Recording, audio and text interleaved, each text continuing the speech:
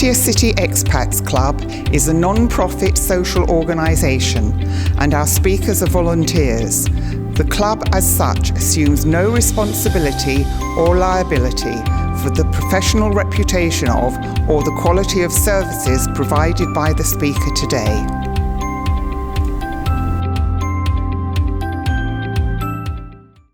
Now, these are two very charming ladies. We have a new record holder as of today too.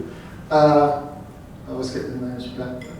You're Sarah and you're Linda? Yes. Linda is now going to be the youngest speaker we ever had at the club. She is 19 years old.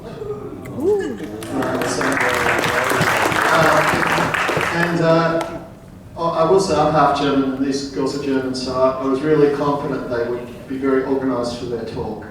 And they are. They're incredibly organised. Brad's going, oh my God. And I met them, I went to the Gilbert and Sullivan night, and I met them, and I thought they must be, I don't know, high models just to stand around and look good, but it turns out they volunteered with the Human Health Network. There's a fundraiser that night for the Human Health Network for Gilbert and Sullivan. So I got talking and I said, you should give a talk. And they said, yeah. So, welcome to our club. Obviously numbers are slightly down because of some people have definitely turned around and gone home with the bike race and stuff. It took us an hour and a quarter from John Tien to get here, right?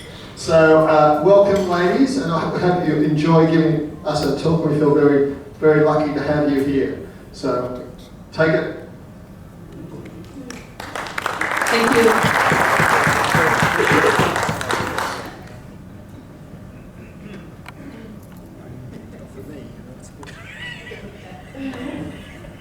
Okay, so thank you very much.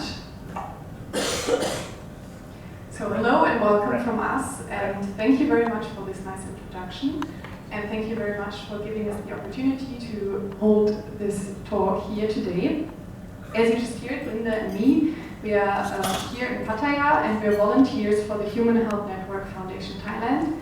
We've been here since the beginning of August, so 3 months now, and today we're going to talk about our voluntary service.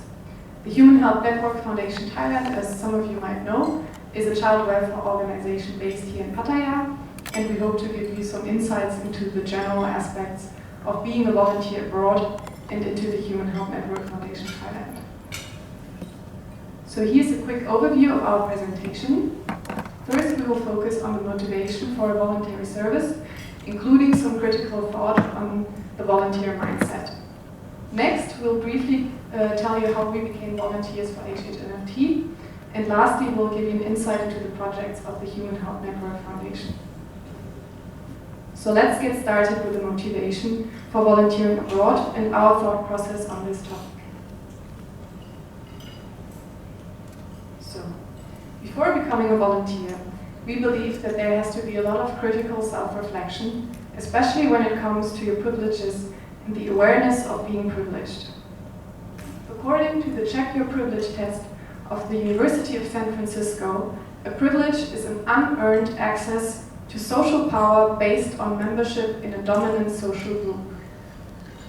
Unearned, in this case, refers to the fact that privileges are established by things that are beyond our control, like the color of your skin or your gender.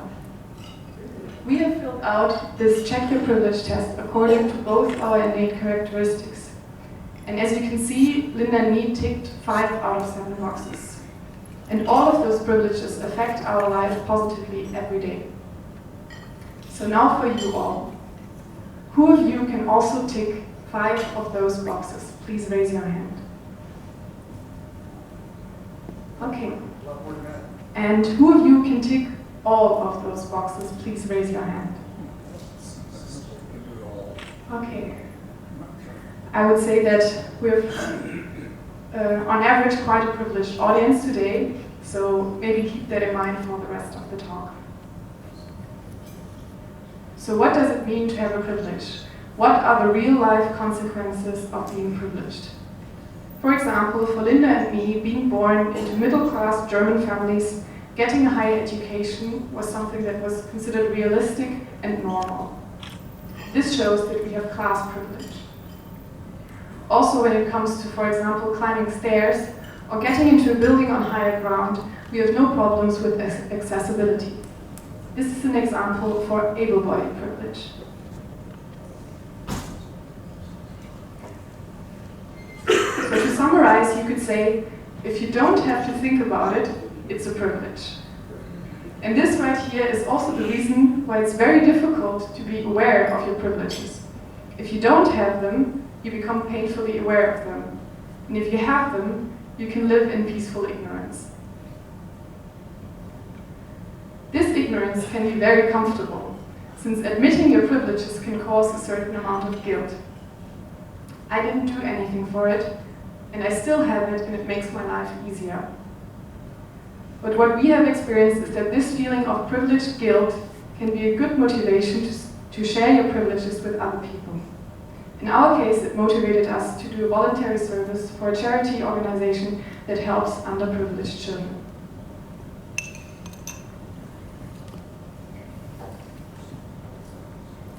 So, with this newly found motivation to do good, there are things to keep in mind.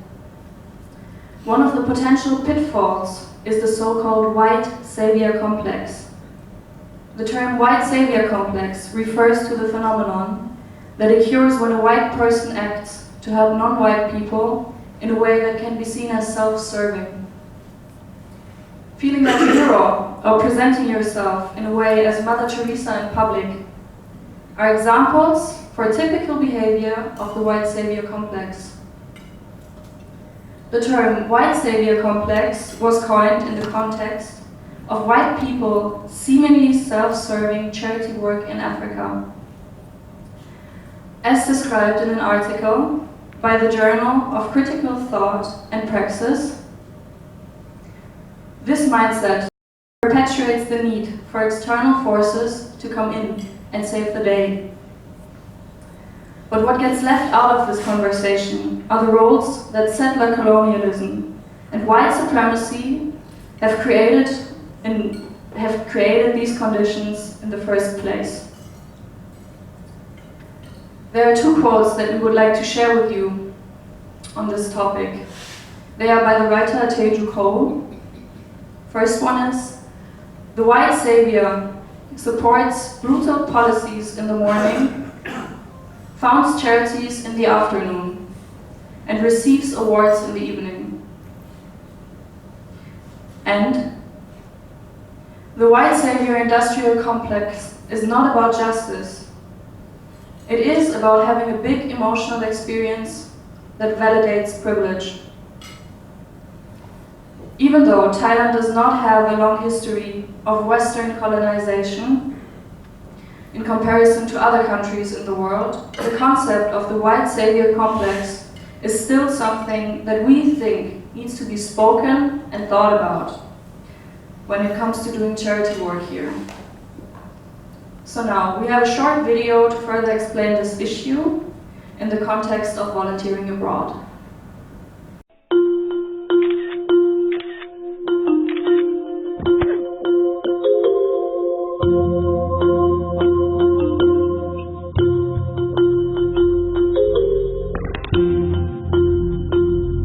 What we stumble upon the most is the white Western person who has traveled to a far distant country and is taking a selfie among 10, 20 African children and placing yourself in the middle of the photo and playing kind of the main character of the story that you are presenting.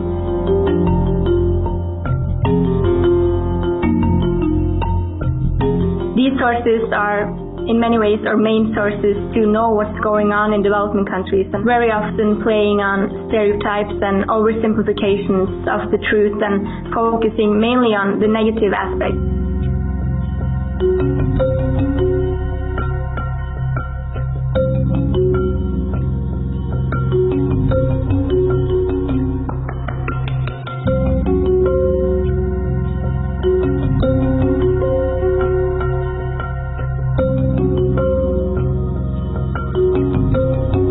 Are you going there because you want to become a more popular person by publishing photos to share with your friends and followers, or is it because you actually want to do something good?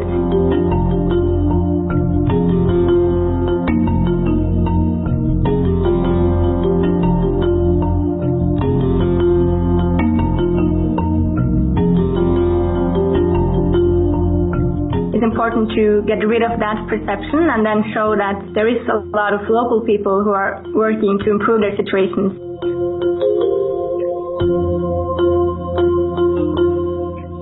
Quit the selfies. And if you want to take photos, please leave yourself out of it. At least don't play the hero in the photo.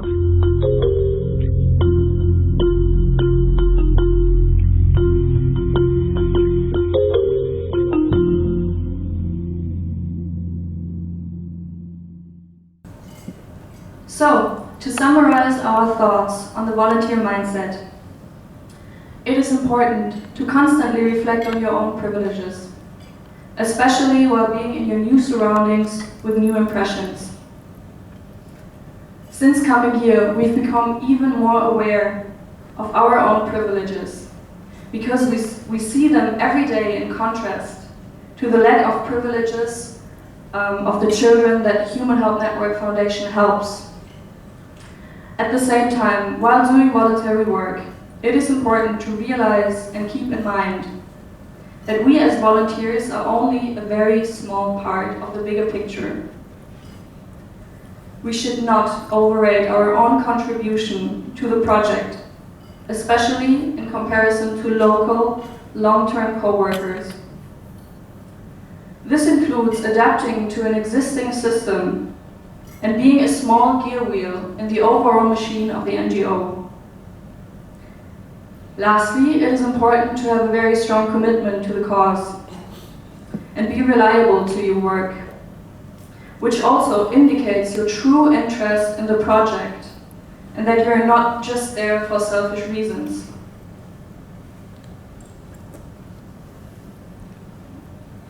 So after this quite serious introduction, that included some general disclaimers, we will move on to the more hands-on parts of our talk.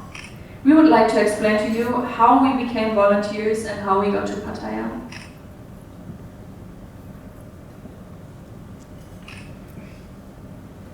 The program that brought us here is called Weltwärts, which translates to Towards the World. It is a project of the German Federal Ministry for Economic Cooperation and Development that enables young people between the ages of 18 and 28 to participate in the learning service abroad. The ministry funds the living costs of the volunteers to ensure that there are no expenses for the NGO that they volunteer for. The official sending organization in our case is the German Red Cross and the Human Help Network Foundation Germany, a partner organization of our host NGO. And before being sent abroad, the German Red Cross provided us with a mandatory training. This training focused partly on the topics that we covered in the beginning of our talk. And we have now been in Pattaya since the beginning of August, and we will spend a whole year here. Our main tasks are teaching and contributing to the public relationships of the foundation. And we will further go into details on that while explaining the products of the Human Help Network Foundation. Okay, now we'll move on to our host organization, the Human Help Network Foundation Thailand. I think some of you already might know some of the projects, so we will cover the child protection programs of HHNFP. It is a child welfare organization that focuses on underprivileged children here in Pattaya, and that includes migrant children that are denied access to education and victims of child abuse and human trafficking. So the reason why the work of HHNFT in Pattaya is necessary is that there's an increasingly high number of cases of violence against children in Thailand. As you can see here from this statistic, in the year 2013, there has been a total number of 19,229 reported cases of child abuse. Divided by the number of days in a year, this comes down to 53 children per day. That means that most likely, as we speak, a child is being abused. To combat the suffering that is caused by this, the Human Help Network Foundation Thailand promotes children's rights in accordance with the UN Convention on the Rights of the Child and the Thailand Child Protection Act. The NGO was officially established under Thai law in 2008. The child protection programs of HHNFT can be divided into 4 categories that aim at different aspects of preventing abuse and helping victims. There's the outreach work in slum areas of Pattaya and the preventative work to prevent child abuse and human trafficking. Additionally, there's the Drop-In Center for Migrant Children and the Child Protection and Development Center for Victims of Abuse. To give you an overview of all these projects, we'll show you a short video clip.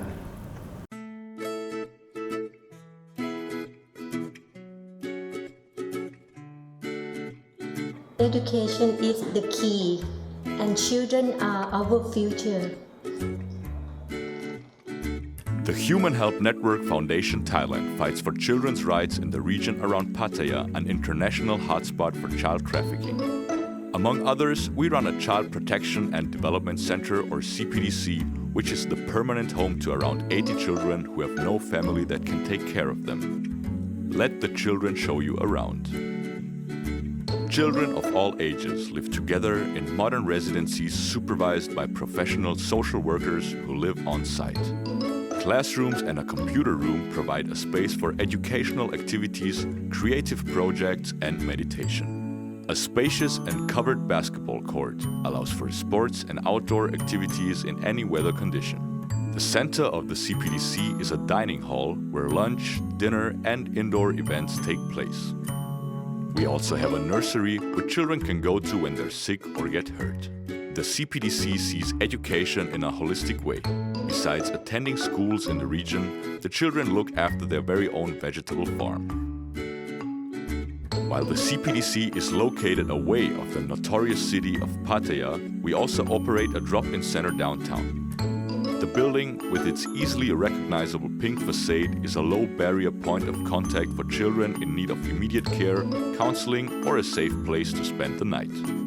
The drop-in center also houses the ASEAN Education Center, which organizes basic education for the children of migrant workers who have no access to the Thai education system.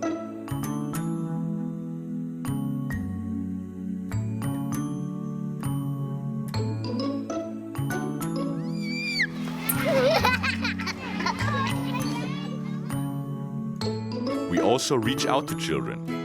Every morning, our Mobile Training Unit, or MTU, leaves for construction sites, slums, and schools, where we teach children about the dangers of living on the street and about general life skills.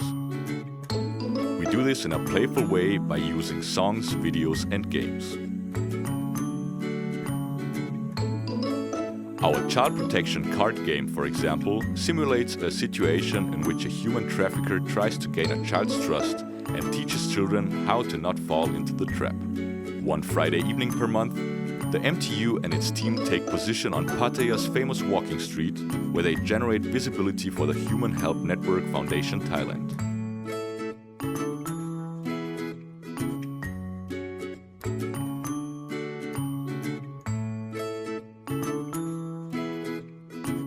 Our goal is to give children a safe and happy childhood.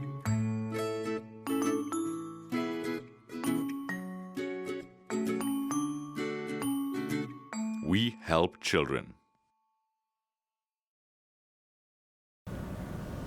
Okay, so now after seeing this brief overview of the projects, we have a first visual impression of the work of the Human Help Network Foundation Thailand. Now we'd like to further explain the outreach work that is done using the Mobile Training Unit. So just by looking around inside this hotel, it might be easy to forget the scene shown in this picture is also part of Pattaya. Especially due to the influx of migrant workers from neighboring countries, there are construction camps close to construction sites all over the city. For this reason, the Human Help Network Foundation Thailand established the Mobile Training Unit. As you can see, it's a colorful minivan donated by the Embassy of Japan that is used to promote children's rights and raise awareness for human trafficking. Especially when our experienced social workers go to construction camps, local communities and schools, it can be used to educate children and sometimes their parents, among other things. The MTU is equipped with a multimedia system at the back that can be used to show informative videos. It also has a built-in library, and the classroom in this case is outside, since our social workers put down a tarp on the floor that everybody can sit on. There are lessons on how to prevent falling into the trap of human traffickers, and also lessons in Thai and in English. I've gone with the MTU several times over the last few weeks, and I've visited both construction camps and local communities. It's a very moving experience, especially when it comes to being in the construction camps, because I'm very much confronted with my privileges in these situations. At the same time, it's also a lot of fun to dance and to sing with the children and to participate in the interactive lessons. The MTU is not only used for teaching, but also to distribute donations directly from the minivan, and also to do basic hygiene training. Medical first aid is part of the work as well, if necessary. And since the parents of the children often work long hours every day, the MTU and the social workers also provide some type of supervision during the day, which ensures that the children are safe and are not unsupervised in the construction camps. Apart from that, the MTU also visits local Thai communities, especially during the last semester break. We visited children from local communities to teach them, for example, about oral hygiene, as you can see in the picture on the right side, where the social workers and I brush giant teeth with giant toothbrushes.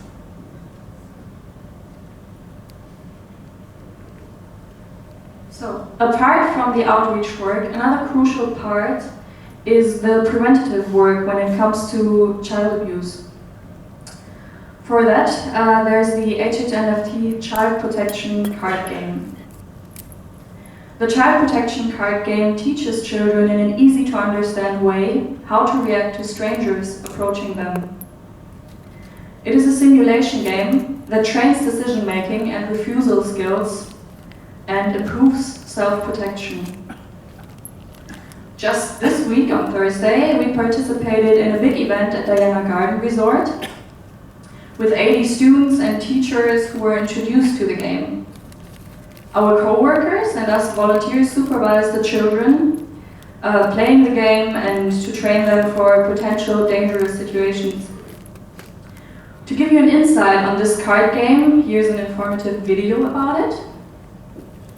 เกมการ์ดพลังป้องกันเด็กหรือ Child Protection Card Game เป็นนวัตกรรมเกมการ์ดที่มูลนิธิ HHN เพื่อเด็กไทยได้คิดค้นและผลิตขึ้นมาเพื่อป้องกันปัญหาเรื่องการล่อลวงหรือการลักพาตัวเด็กในรูปแบบของเกมจำลองสถานการณ์ซึ่งจะช่วยให้ผู้เล่นได้ใช้ทักษะการคิดการตัดสินใจเพื่อจะช่วยให้เด็กๆสามารถเอาตัวรอดจากการถูกล่อลวงและไม่ตกเป็นเหยื่อของผู้ที่จะมาล่อลวงหรือลักพาตัวเด็กนั่นเองสำหรับกติกาในการเล่นนะครับผู้เล่นจะถูกแบ่งออกเป็น2ฝ่ายคือทีมเด็กและทีมผู้ใหญ่ให้ทั้ง2ทีมกางกระดาษ2บทบาทไว้ด้านหน้าจากนั้นให้ทีมเด็กนำการตัดสินใจการพลังป้องกันเด็กกำแพงสถานีตำรวจและตัวเด็กมาวางตามตำแหน่งของกระดาษเด็กโดยทีมเด็กสามารถเปิดการพลังป้องกันเด็กไว้ที่ตำแหน่งการใช้ไอเทมได้1ใบและให้ทีมผู้ใหญ่นำการชักชวนการยานพาหนะกำแพงคุกเด็กและตัวผู้ใหญ่มาวางตามตำแหน่งของกระดาษผู้ใหญ่ครับนำลูกเต๋ามาวางไว้ตรงกลางแทนที่จะเริ่มเกมได้แล้ว Okay. As you saw in the video, the Child Protection Card Game features a children's team and an adults team that play against each other. When reacting to the persuasion cards the adult team plays, the children also learn potential answers that they can memorize in case they are approached by a stranger. One example for this is the so-called password. When a stranger tells a child that the parent instructed them to pick them up, the child can ask for a secret password that they agreed on previously, and this way it can be prevented that the child goes with a stranger or even enters a vehicle willingly.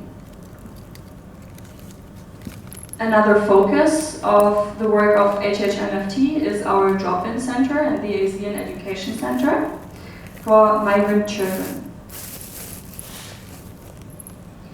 The drop-in center is the bright pink building in Naklua, Pattaya, and it was built in 2016 with the initial purpose of providing first support for victims of child abuse and human trafficking. In 2016, there was another project added to it, the Asian Education Center for Underprivileged Migrant Children. It was founded as a daycare center for children of Burmese, Cambodian or Lao descent, whose parents are mainly working on the construction sites. So these children, even though they might have been living in Pattaya their whole life, have no access to the Thai education system and would mostly be unsupervised the whole day while their parents are at work. So, to combat this problem and offer a safe environment, the HHN Asian Education Center was founded for children from the migrant Asian states. On a daily basis, we have between 80 and 100 children in the drop-in center between the ages of 5 to 16. And they get picked up in the morning by a big school bus that drives to the construction camps where most of them live.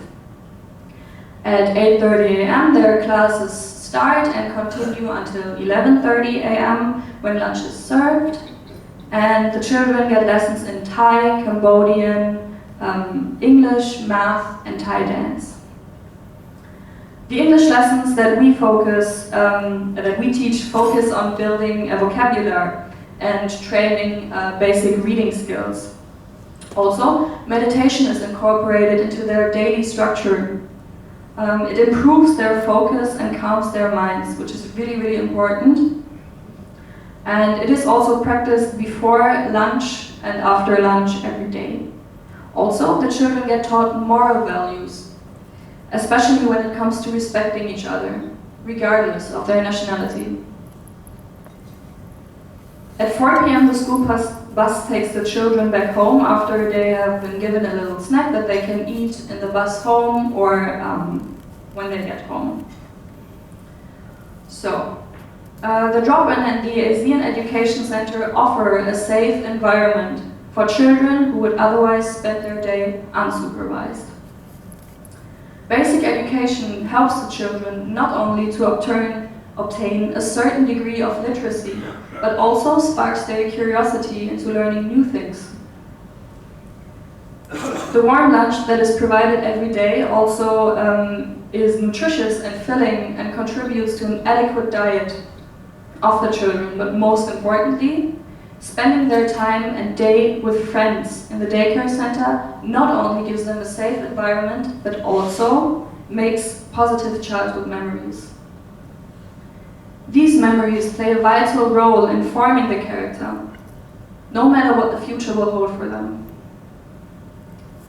For us, teaching in the Asian Education Center 4 days a week is definitely a new and exciting experience. I teach students from the age of 13 to 16, while Sarah teaches the beginner class 9 to 13. In our lessons we use the whiteboard quite a lot, not only to write on it, but also to draw images of new English vocabulary on it, so new words. Using flashcards with pictures and exercise sheets also helps with the language barrier that we often face in class. In the month that we have spent here so far, we've been very impressed by the children's eagerness to learn, their curiosity and their discipline. So, to quickly show you how the drop-in center has evolved over the years, here's the timeline. As you can see from the left side, the drop-in center started out as a building with a corrugated iron roof. As you can imagine, the weather sometimes took its toll on the building, especially in rain season. In 2016, the easily recognizable pink building in Naklua was opened, and the land next to it is used for the classrooms of the Asian Education Center that you saw on the previous slides. Since these classrooms are still open air and can only accommodate 4 classes at a time, the next step is the construction of the new building. You can see the design of the future building on the right. And the construction will start at the end of this year. thanks to very generous donations, and hopefully in the future, even more children can profit from the drop-in center of the HHNFT Foundation. Because at this moment right now, there are more than 2,000 migrant children living in Pattaya. With 80 to 100 children in the drop-in center daily, the Human Help Network Foundation can only cater to 4%, which is only the tip of the iceberg.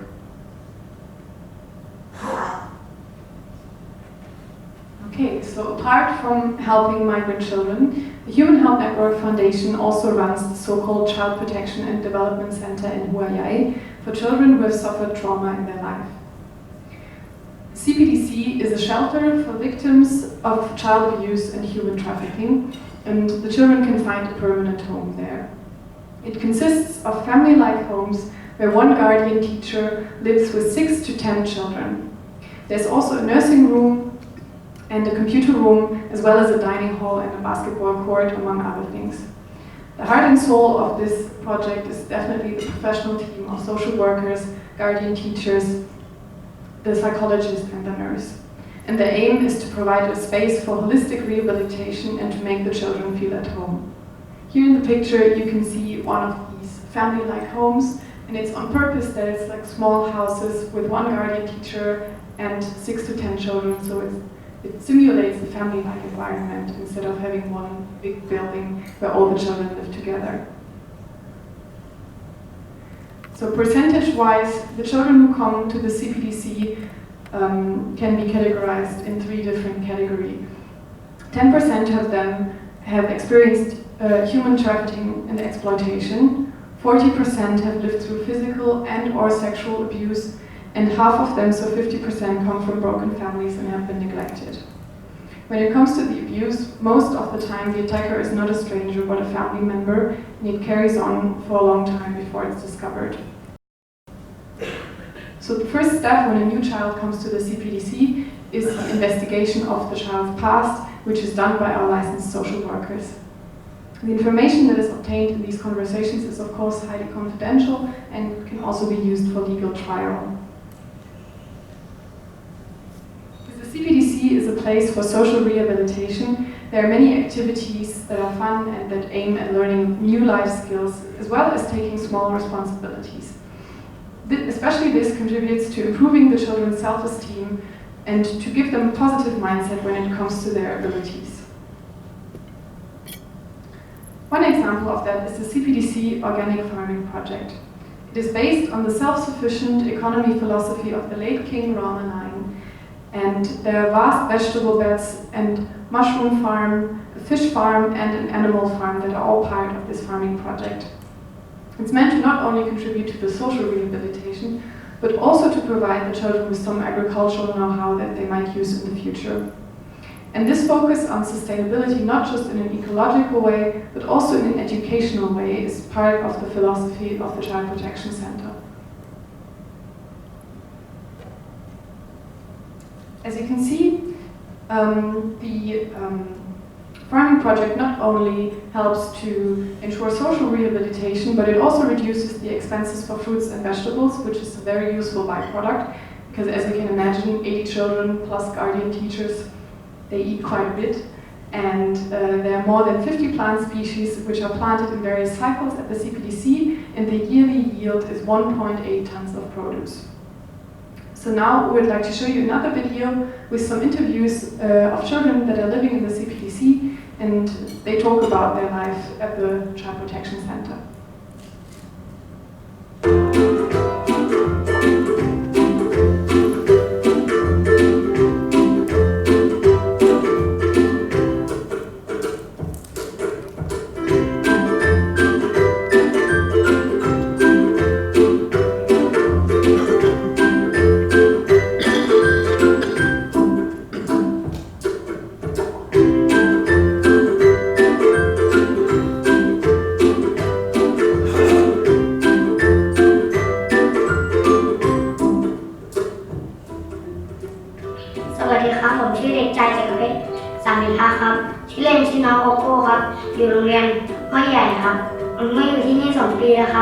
มาอยู่ที่นี่ก็มีความสุขดีมากครับเพราะว่าผมมีเพื่อนๆเยอะครับแล้วผมก็มีคุณครูดูแลด้วยครับได้ทำเกี่ยวกับทำเกษตรครับถอนหญ้าครับส่วนกีฬาผมเล่นบอลครับเล่นกับเพื่อนๆครับแล้วเพื่อนผมอยากเป็นทหารครับผมอยากเป็นทหารเพราะว่าพอโตขึ้นผมจะได้ดูแลพ่อแม่ครับสวัสดีค่ะหนูชื่อนางสาวมนุสราพุนาลูกชื่อเล่นชื่อจอยอายุ 17 ปี เรียนวิทยาลัยเทคนิคสัตหีบสาขาการบัญชีค่ะหนูอยู่ที่นี่มา 4 ปีแล้วค่ะอยู่ที่นี่ก็ทำงานช่วยแม่แล้วก็ดูแลน้องๆค่ะโตขึ้นหนูอยากเป็นนักตรวจสอบบัญชีค่ะเพราะว่าจะได้หาเลี้ยงครอบครัวกับตัวเองได้ค่ะ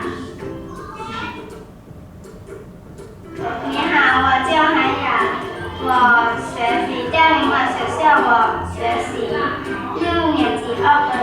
สวัสดีค่ะหนูชื่อเด็กหญิงปณิสาติรัตนิพงศ์ค่ะปัจจุบันเรียนอยู่ชั้นประถมศึกษาปีที่ 6/2 เรียนอยู่ที่โรงเรียนสว่างบริบูรณ์วิทยาค่ะอายุ 12 ปีค่ะอยู่ที่นี่มาประมาณ 4 ปี มีพี่น้อง 2 คน มีพี่ชายแล้วก็หนู1 คนค่ะกีฬาที่ชอบก็คือวอลเลย์บอลมีความรู้สึกสนุกค่ะแล้วก็มีความสุขที่ได้อยู่กับน้องๆแล้วก็โตขึ้นอยากเป็นไกด์จีนค่ะเพราะว่าในเมืองไทยเนี่ยค่ะมีคนจีนเยอะแล้วก็อยากจะแนะนำให้คนจีนได้รู้ว่าประเทศไทยมีสถานที่อะไรบ้างค่ะแล้วก็ขอขอบคุณที่ช่วยสนับสนุนหนูและน้องๆให้มีอนาคตความฝันที่ดีค่ะขอบคุณค่ะ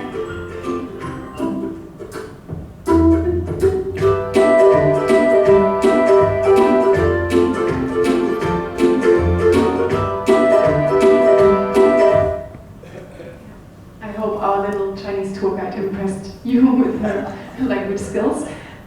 Yes, Linda and me, we go to the CPDC every Saturday to give an extra lesson in English. And since the children at the CPDC are Thai citizens, they go to regular schools in the area, and the lessons are just additional training for vocabulary and communication. So in the morning, we teach the small children aged 7 to 12. You've seen Gogo there, who's always part of this lesson. And in the afternoon, we have a conversation class with the older students aged 13 to 16.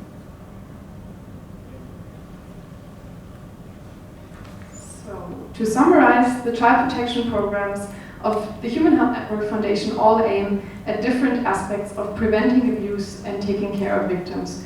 So we have the outreach work of the Mobile Training Unit, the Child Protection Card Game, the Drop-In Center for Migrant Children, and the Child Protection and Development Center, and they all contribute to various aspects of children's well-being in Pattaya. And so for the ongoing work of the foundation, HHNFT has also gotten many prizes. So to show you some examples, for domestic recognition, there's for example been the Thai NGO Award in 2013, or the prestigious Pakorn Ang Susin Award this year. Also on an international level, the Human Health Network Foundation was the finalist of the Social Impact Awards in 2017. So apart from the award ceremonies, there are other big public events that representatives of HHNFT regularly attend. And Linda and me have been part of some of those events. For example, in the past few weeks, we have been at the celebration of the Austrian National Day by the Austrian Embassy in Bangkok. And we've also assisted with the charity golf tournament of the Rotary Phoenix Club here in Pattaya at the beginning of this month.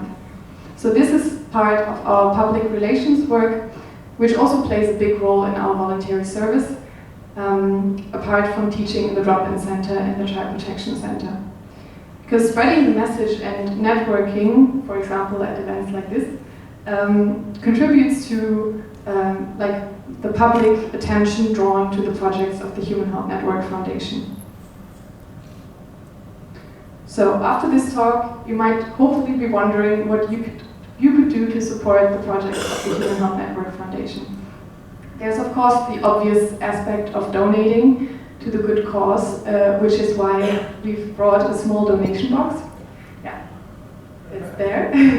and we'll place it close to the entrance door, so feel free, if you have some baht to spare, you can put them in there. You can also, of course, make an online donation. You can visit the website hhnft.org to read some more about the projects, and you can find links to online donations there. Apart from donating money, you can also donate goods. There's a list of requirements for the CPDC and the drop-in center on the website, or you can also write an email to get information on what is needed at the drop-in center in the CPDC currently. Apart from giving something, you can also just talk about it and spread the message and inform people in your surroundings, friends, acquaintances about the projects of HHNFT, and just help spreading the message, which I think this talk and this YouTube video is probably also very good at. And also you can just spend some time, make an appointment to see the drop-in center or the child protection center, come see for yourself, and yeah, just let the children impress you. And yeah, I hope this talk also gave you some insights into not only the foundation but also our work for the Human Health Network. And thank you very much again for giving us the opportunity to speak here. And if there are any questions, feel free to ask.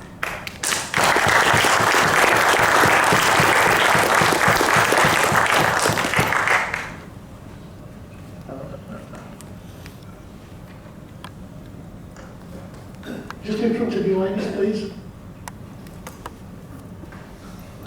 Did you young ladies put this presentation together? Yes, we did. Oh, congratulations, I think you've done a fantastic job. Thank you very much. Really well done.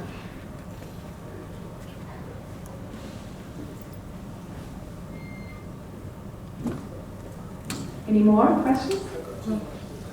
Don't hesitate to ask questions. That's what we're here for right now.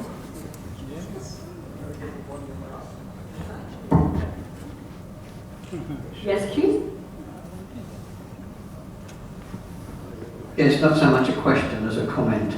I've met the two girls at the Human Health Network Centre. We've taken a lot of stuff down to them, apart from raising money via patio classical music.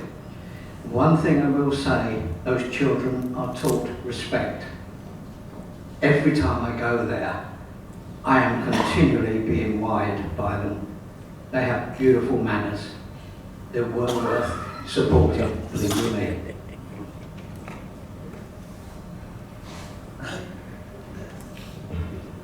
Thanks, girls. That was probably the most professional presentation I think we've had here at the club in a long time. So you've got skills in that area. When you go back to Germany, you can become organizers or whatever. Thank you also for pronouncing the name of the city correctly. I appreciate that. Is there a need? I sense that there might be a lot of volunteer women in the organization, but not so many men. Am I incorrect in that assumption? And do you need men volunteers? Actually, when we got here, another volunteer, his name was Philip, just left, and he had been working for the Human Health Network for half a year, and I would say half of our co-workers are actually men, so we are very well equipped. Yeah, great presentation. You touched on it a couple times, a little pet peeve of mine. How much English do you teach these children every day? In the drop-in center, we teach 4 times a week. So usually we have, I have 6 lessons, Linda has 5 lessons a week in the drop-in center. And so I would say it's 2 lessons per day for 3 days in my case. And for Linda, it varies if it's a double lesson or like a single lesson. Yeah, okay, because English is the language of the world. I mean, and they can really excel if they know English and not just Thai or something like that. So, thank you for that. Thank you very much. Congratulations on your English. It's excellent. Yeah, very Thanks. We tried. I'd like to ask you a question. You spoke about being trained before you left Germany to come over here. All of us are foreigners, we know when we first arrive, you're saying how much preparation you are given, you're shocked. What was one of your surprises about Thailand?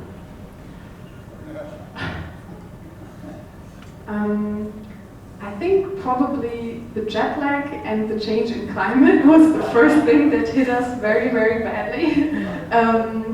But apart from that, I think because we've both been here as tourists before, there are at least some things that we already knew or already expected. But of course, being a tourist and living here is very different. So I would say that, I mean, in the voluntary work, of course, teaching a classroom with 16 Cambodian children that don't know English and I don't know Khmer is like a very new experience. So this was probably something that was new and exciting, but I would say we've not been like shocked or negatively affected by anything so far. So it's a wonderful presentation. Do you keep any research on outcome and prevention? I mean, they do a lot of work, but how do you measure success?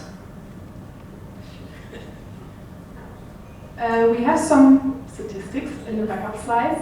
So, I mean, of course, your question is more on outcome, but you can see, for example, here how many participants there are at the MTU service in the construction camps. So, as you can see, the MTU does quite a bit of social work in these construction camps, and of course, there's like no official statistic that we can keep as an organization on how effective that is. But from what our social workers that have worked for HHNFT for many years have told us, the crime rates in those camps have decreased because of the presence of them. And also, especially for the children in the drop-in center, because they're mainly Cambodian, but we also have a few Burmese kids, and they play together, they learn together. It's part of like a cultural exchange. So, because they know each other so well, even if their parents have some kind of beef, the children can tell their mom and dad, like, no, you can't fight with our neighbors because I like their son or daughter and I play with them at school. So actually when it comes to like cultural conflicts in the camps, we've been told there has been a lot of improvement because the kids take care of keeping the peace basically in the families. Just in front of me, please. Thank you again very much for a wonderful presentation.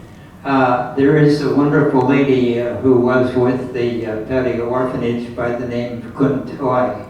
And we've been familiar with her here at the club for many, many years.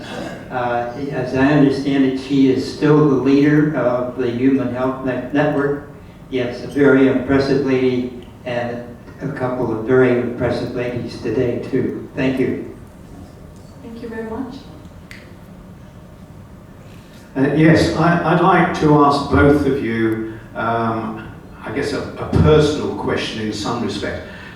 The time that you're spending volunteering, is it intended that you either use this experience to further your future education, future employment prospects, or is it a time out, if you like, from either of those future goals?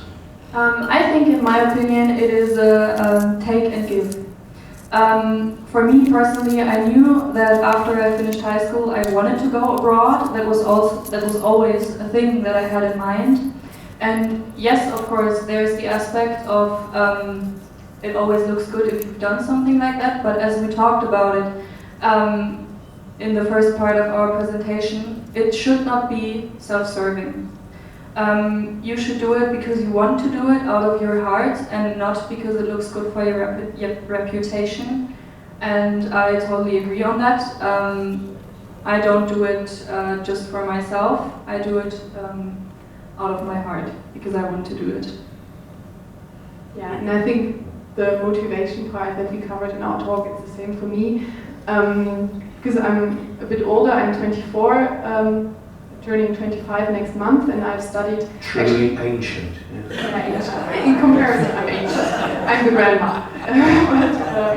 Yeah, I've actually studied biomedical chemistry for the last 5 years. So I have a master's degree in biomedical chemistry, and all my friends are now doing their PhD, and I got a PhD offer as well at the beginning of this year, but I said that I would like to get out of the hamster wheel and also look outside of myself and my own education, my own career, and do something for other people before I can go back and still continue with my education. So yeah, I think for both of us, it's both like a gap year, so time out, but also something that we prioritize when it comes to like personal growth, sharing the privilege that we have with other people.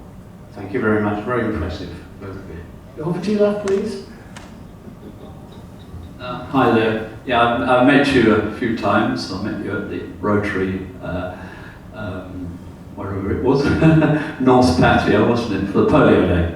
And just recently, Friday before last, I think, at the Rotary Golf Day. So, and I think we contributed a lot of money. I think $500,000 baht was made or something for the Human Health Network. So this is a message to all the, if there are any golfers here, I don't know, but please, this was our first Rotary Golf Day. It was Rotary Marina that put it on, but all the Rotary clubs supported it. And if there's any golfers here, you know, come and see me next year. And it was a fantastic do with a dinner afterwards, wasn't it? And music and dancing and making a lot of money for the Human Health Network. So please put it in your diaries for next year. Thank you. One more over here. Speaking about money, what is your budget needs, and how are you girls supported? And of the HHN itself, how are they supported? How much money do they need? Where does it come from? And do you need any more? More is always better, but about ourselves, our stay here is funded by the Federal Ministry of Economic Cooperation in Germany. So our living costs are covered. We get a small allowance by the German Red Cross, so that our daily activities, if we want to do something else beside work, we can also do that. But it's a voluntary service, so it's not paid. And when it comes to the foundation, we showed you the picture of the design for the new school building. So this is definitely something where there's still more investment needed, because we have the funding for the building, but we don't have the funding for anything inside. So like tables, chairs, whiteboards, equipment for playrooms or music rooms. This is definitely something that you could also contribute to, or sponsors could contribute to, because this is also quite a easy thing to imagine, that when you donate basically a set of tables, and you can see the result in the new school building. So definitely, if you have some baht to spare, feel free. It's a good cause, and I think definitely the children appreciate it. And since the Human Health Network Foundation is a non-government foundation, we do not get any money from the government, basically. So everything that we've accomplished is funded by generous donors. I would just like to get up and say, I need to find more 19-year-old speakers for the club.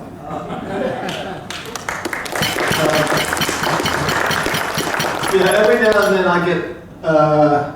I have speakers that make me look really good, and you certainly did that today, because not only was it incredibly well organised and clear, but it was also moving and powerful, so thank you very much. 24-year-olds are welcome too. And I think we need to retire the 24-year-olds and just, you know.